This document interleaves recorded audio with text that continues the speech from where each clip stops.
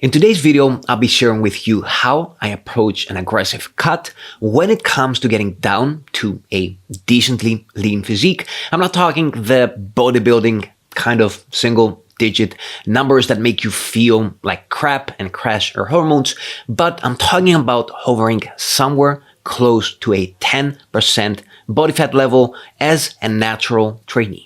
Lastly, I'll be showing to you how to achieve all this without feeling miserably hungry and while maintaining a strong, rugged, and muscular physique and not just looking like a skinny fat cardio warrior. Alright, so last week I shared with you why I prefer dieting fast, how I lost 20 pounds in less than 2 months, dropping from 88 kilos to 79, which was phase 1 of my cut. Now, during that first phase, I basically lost the bulk of fat that I had on me, but in order to lose that final chunk of fat hanging in front of my belly, blurring my abs, I'll be going for a second round, a more aggressive but also shorter mini cut. Something else worth mentioning here is that before transitioning to my second mini cut, I also took a little break for a few days at maintenance calories, including also a non-restrictive cheat meal. This is something that we also recommend in our coaching for people who lose a lot of weight fast, especially when you're getting down to pretty lean levels, since it helps you both mentally and sometimes also from a metabolic perspective. Okay, now a few pointers here as I'm getting leaner and leaner. There are some adjustments that I'll be making, as you'll notice today, because this is the point where some details do begin to matter. For example, in the previous phase, things such as meal timing weren't something I bothered with, and neither should you if you're at the beginning of your fat loss journey. But right now, since I want to get closer to that, I want to have abs without flexing kind of physique. These are things that I'll be paying more attention to. Also, another thing to keep in mind at this point as well is that having days when your physique and muscle tone look flatter is normal. So don't let that mess with your head. This is simply a result of low intramuscular water, meaning that, the total water in your muscles is too low, making them pop a little bit less. Still, this is something that I'll show you how to fix during the last week of this mini video series. All right, so for starters, let's have an overview of how I did this week.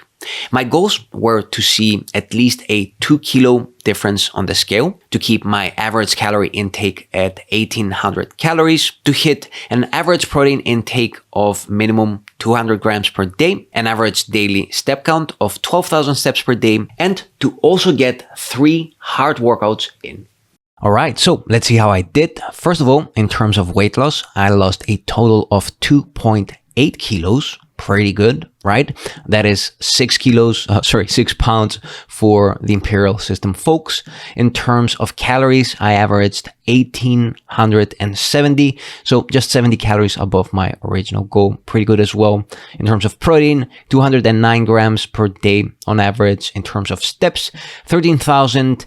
And in terms of workouts, I got 3 really hard quality strength sessions. Plus, on top of that, I did another 2 rocking sessions with 15 kilos for an hour each. Now, if you're wondering how the hell is this huge weight loss drop even possible in just 1 week, the reality is that not only is this normal, but it is what you want to see during your first week of a rapid fat loss cut like mine, since your body will be dropping a ton of water weight, plus you have also a lot less food sitting in your intestines. So what we're looking here is about a 3% of drop in weight from your total body, out of which actual fat loss is somewhere around 0.6% to maximum 1.2%, or in my case, something close to a kilo of fat. Of course, during week 2, this weight loss pace will slow down, and my goal will be to lose something around 1 to 1.5 kilos per week, but we'll be seeing how I do with that next week. I swear they never really understand me. I need a comment like I need a Grammy. She lays the flow with the designer panties. Yeah, we eating plenty. All right, so let's dive deeper into nutrition, and let's get started with snack number 1 of the day.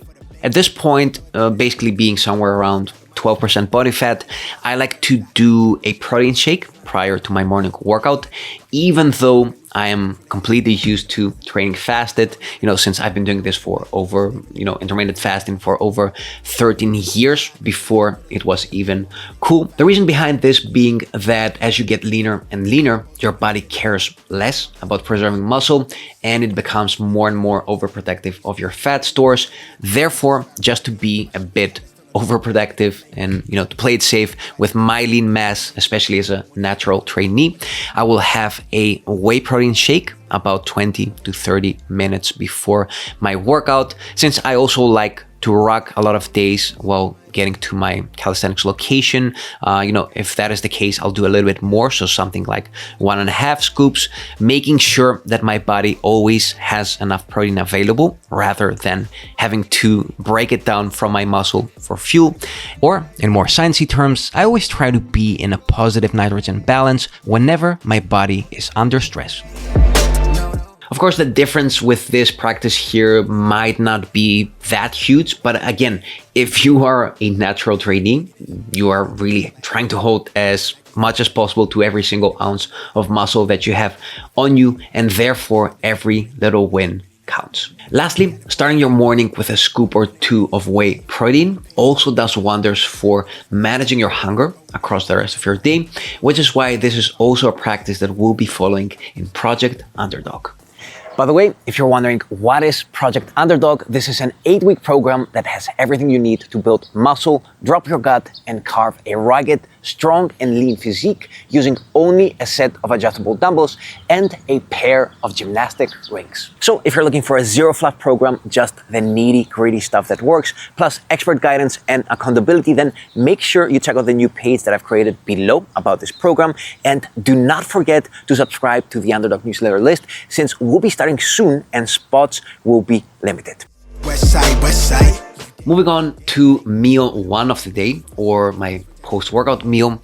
This is going to be pretty much the same thing every day, or at least, a pretty similar version to what I do. In a nutshell, we're talking about 300 grams of relatively lean meat, usually in the form of 2 patties, 160 grams each, just because patties are super easy to cook in bulk for the whole week. Some days I'll do beef patties, other days I'll do turkey patties, and every now and then I'll also throw in the mix a lean steak if I'm bored. Next, I'll have 2 portions of veggies. These are going to be usually an air fried mix of a bunch of stuff. Or if I don't have time, like today, I will just do something simple like cucumber, tomato, and onion. I will not track the veggie calories because I don't think that no one ever failed getting shredded because of eating too many veggies, but I will count the fat calories. Here, for example, I've added a tablespoon of virgin olive oil, which I'll be tracking. Lastly, I will also try to have most of my daily carbs with this meal. The reason being that although I like saving my carbs for the end of the day, usually, this is also what I did in the first fat loss phase.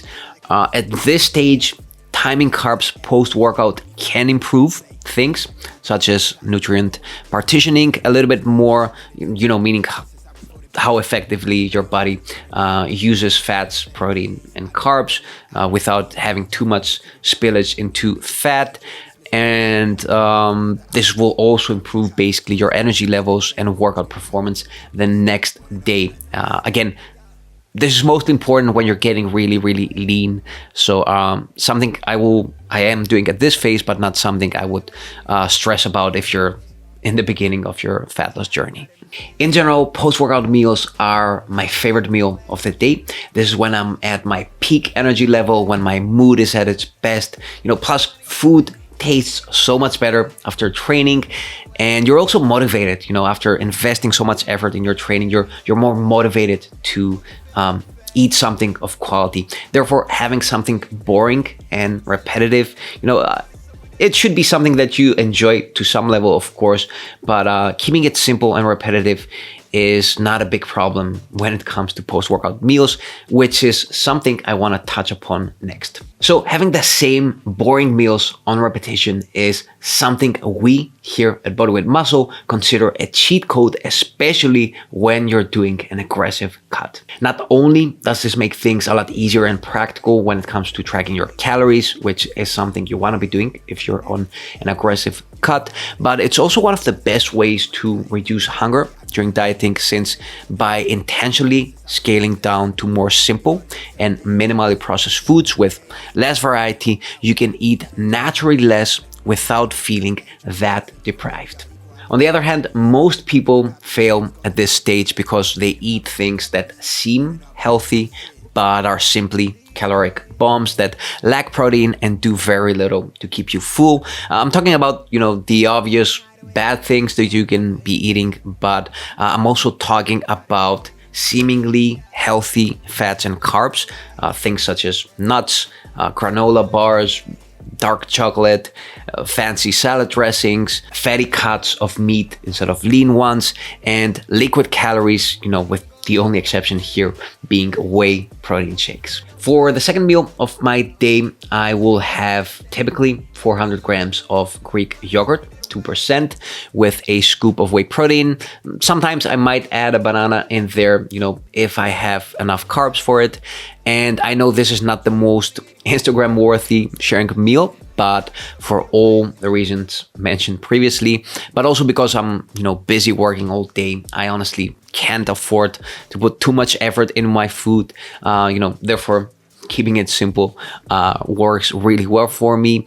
The main thing I care about here is getting enough volume for satiety, enough protein to make sure that I recover from my training and I don't lose muscle and all that, and enough micronutrients for general health, which is why I also include a multivitamin, a fish oil tablet, and a D3 and K2 vitamin during this meal, just to make sure that I have all the basics covered. Mighty flashy with a bird's eye. Scribble gym to get my pockets lined till I get authorized. My heart is icy, walking past the bouncer like I knew somebody. In the end, as you get leaner and leaner, you have to get smarter and smarter with your nutritional choices. You have to pick volume over enjoyment if you don't want to end up miserably hungry. And yeah, you have to keep in mind that highly palatable foods will just make you eat more because, that's what they're designed to do. Finally, meal 3 of the day will be something protein dense, of course, with a serving or 2 of veggies. This can be lean fish, which admittedly I don't eat a lot of, something to improve in my diet. Also the reason why I take fish oil supplements. Other things can be chicken, maybe a lean steak. If my fats of the day have been quite low, I might also do something like a cottage cheese and egg omelette with a little bit of honey and cinnamon. Something else that I also do at this point of the day is I always follow my last meal with a walk in order to improve insulin sensitivity, to make sure that I'm not getting any fat spillover from this meal. Again, something that is not really important if you're at the beginning of your weight loss journey, but at this point, something that might have a little bit of an impact. So that was all for today.